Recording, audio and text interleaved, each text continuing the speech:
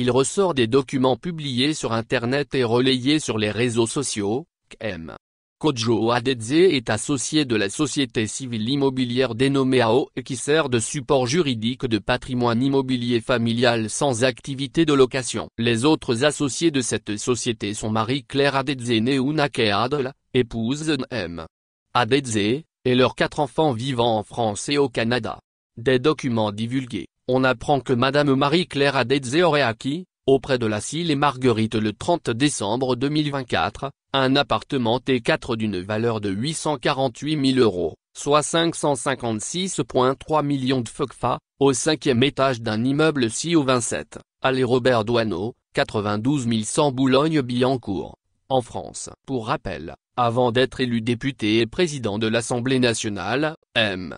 Kojo Adedze, par ailleurs évangéliste, fondateur du groupe de prière et d'évangélisation Salut Joie initiateur de la Journée nationale de reconnaissance à Dieu, a occupé d'importantes fonctions dans l'administration douanière / fiscale et au sein du gouvernement. L'honorable député a respectivement été inspecteur des douanes, directeur des études et de la législation douanière, directeur général des douanes et de commissaire des douanes et droits indirects, commissaire général de l'Office togolais des recettes, autres, ministre du Commerce, de l'Industrie et de la Consommation locale, ministre d'État, ministre de l'Urbanisme, de l'Habitat et de la Réforme foncière. Durant ses années au gouvernement, l'homme a souvent fait l'objet d'allégations ou de soupçons de détournement de fonds publics, dans des affaires par lesquelles il n'hésitait pas à mettre en branle l'outil répressif de la justice.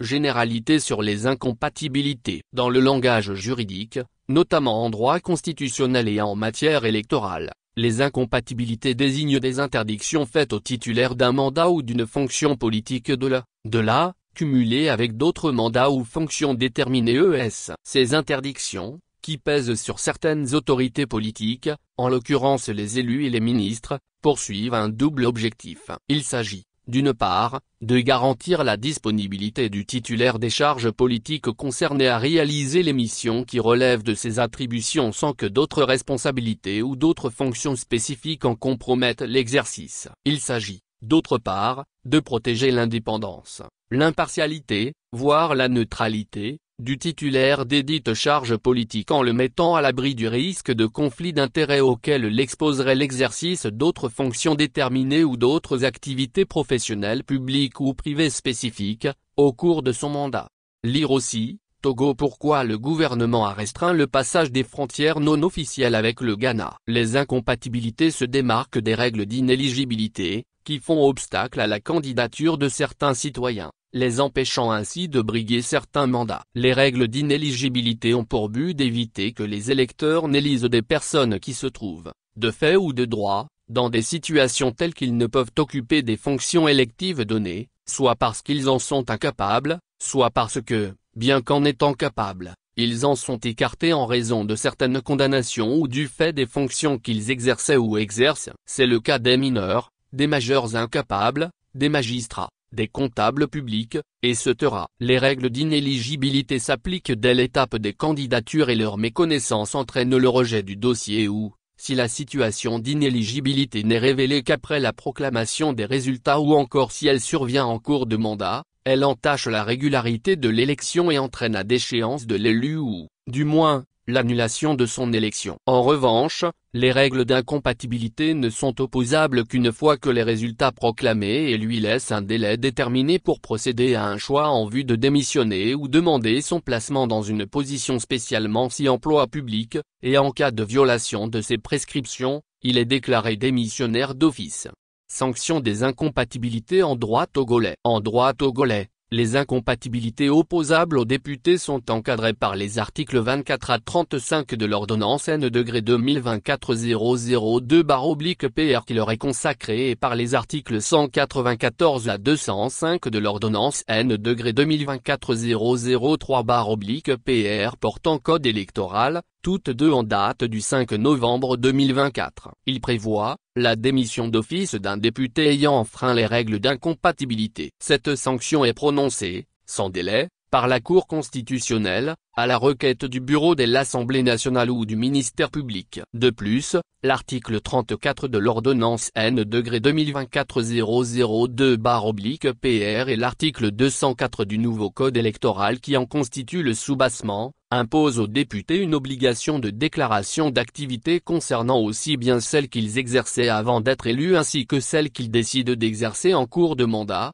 ceci pour permettre un contrôle quasi permanent de compatibilité. Il est, en outre, interdit à tout député de faire ou de laisser figurer son nom suivi de l'indication de sa qualité dans toute publicité relative à une entreprise financière, industrielle ou commerciale. Le député en situation d'incompatibilité, qui choisit de démissionner de son mandat parlementaire ou qui est déclaré démissionnaire, est remplacé par son suppléant, article 33 de l'ordonnance N-2024-002/PR et article 203 du nouveau code électoral. Le député en situation d'incompatibilité, qui choisit de démissionner de son mandat parlementaire ou qui est déclaré démissionnaire, est remplacé par son suppléant. Sur ce point, il se pourrait que l'état du droit ait évolué puisqu'à peine l'ordonnance portant code électoral publiée au journal officiel le 3 décembre 2024, le gouvernement avait aussitôt repris le chemin de la cité OA, le 19 décembre 2024, pour s'en solliciter l'avis des sages sur une révision de cette ordonnance. N'ayant pas pu accéder à l'ordonnance modificative promulguée, en raison de son indisponibilité en ligne, nous nous rabattons sur le contenu qui en a été retranscrit par la Cour constitutionnelle dans son avis N-00524 du 23 décembre 2024 en ligne. On y remarque une différence sensible s'agissant du sort de la suppléance. En effet, dans sa version initiale l'article 205 du nouveau code électoral en date du disposait que dans tous les cas, lorsque cesse la cause d'incompatibilité, le député retrouve de plein droit ses fonctions. Cette disposition permettait de rétablir un député dans ses fonctions dès lors qu'il n'était plus en situation d'incompatibilité, de sorte que la durée de la suppléance était tributaire de la durée de la situation d'incompatibilité du principal titulaire du mandat. Conformément à l'avis constitutionnel su-évoqué, l'article 205 du nouveau code électoral révisé dispose désormais que dans tous les cas, le candidat ayant remplacé, selon l'ordre sur la liste, un député démissionnaire pour cause d'incompatibilité, reste en fonction jusqu'à terme du mandat. La fin de l'incompatibilité n'autorise plus le rétablissement de l'élu principal dans son mandat, ce qui protège le suppléant. Analyse de la situation de M. Kodjo Adedze. Il ressort des documents publiés que M. Adedze, président en exercice de l'Assemblée du Togo depuis mai ou juin 2024, est non seulement l'associé majoritaire et le bénéficiaire effectif de la CIAO, mais on découvre qu'il est également le gérant de cette société créée depuis novembre 2024.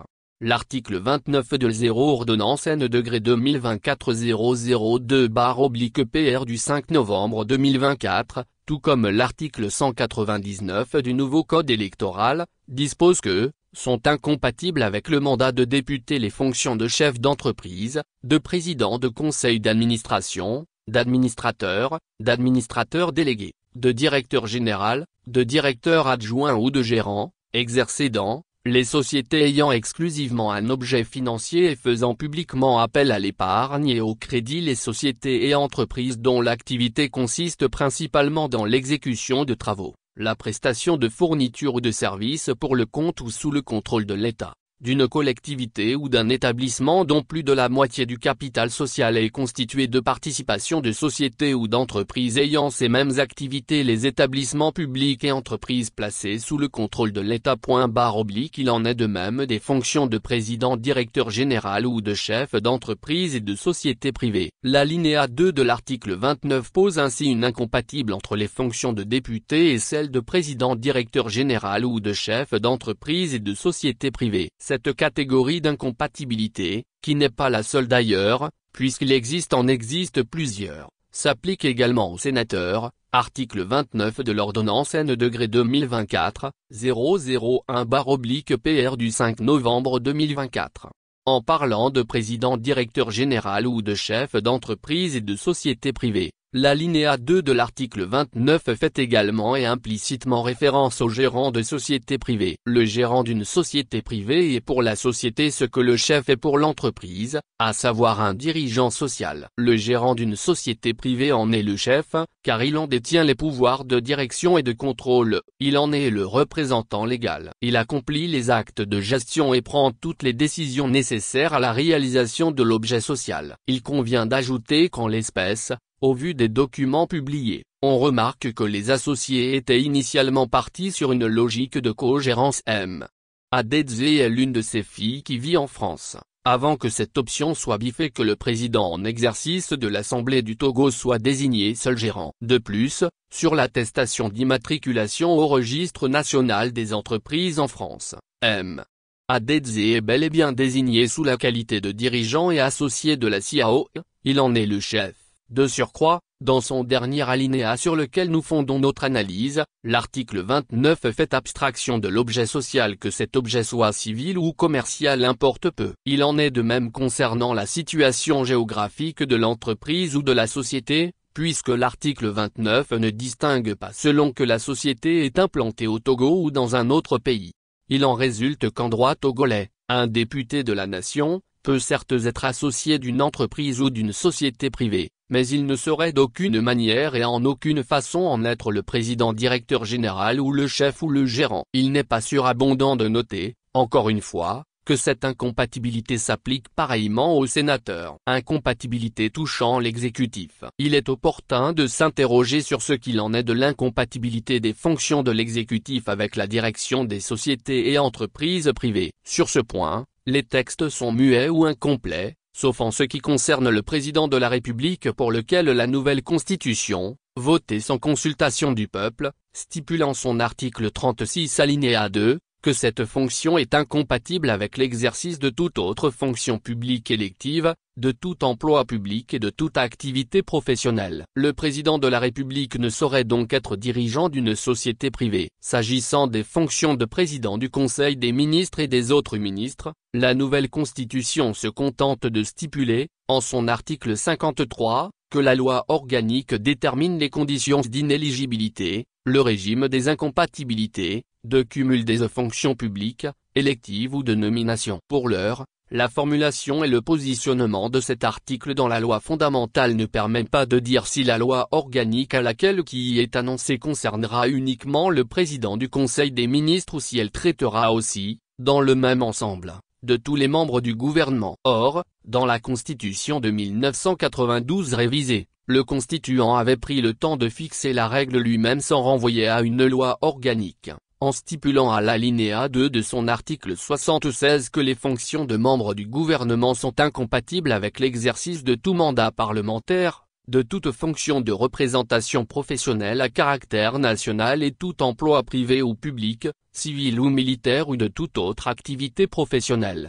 Conclusion. En somme, selon nous, en vertu des dispositions de l'article 29 de l'ordonnance relative aux députés et de l'article 199 du nouveau code électoral, les fonctions de président de l'Assemblée nationale de Adedze sont incompatibles avec ses fonctions de gérant de la CIAO. Si on s'accorde sur cette analyse, il faudrait alors en tirer les conséquences qui s'imposent. Au demeurant, la question de l'origine des fonds qui ont servi à l'acquisition de l'appartement de l'épouse Adedze reste entière, tout comme la question du circuit financier par lequel ces fonds ont transité pour aller en France. D'ailleurs, nonobstant le fait que l'épouse commerçante de notre président de l'Assemblée nationale ait acquis cet appartement sous son nom de jeune fille, ce bien tombe dans la propriété commune et est aussi la propriété de Adedze en raison du fait qu'ils sont mariés sous le régime de la communauté de biens. Car, s'il est vrai qu'une SCI peut être créée sans patrimoine immobilier, il n'en demeure pas moins que les fonds qui doivent servir à la création de cette société tout comme à la constitution de son patrimoine immobilier doivent être légalement acquis par les associés et que sa gérance soit assurée par des personnes non frappées d'incompatibilité.